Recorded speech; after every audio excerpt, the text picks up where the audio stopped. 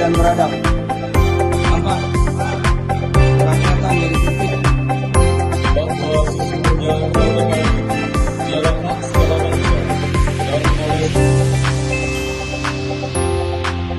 Saudara-saudara yang pertama kali memperkenalkan Pancasila melalui pidatonya pada tahun 1945 di depan sidang Badan Penyelidik Usaha-Usaha Persiapan Mitra.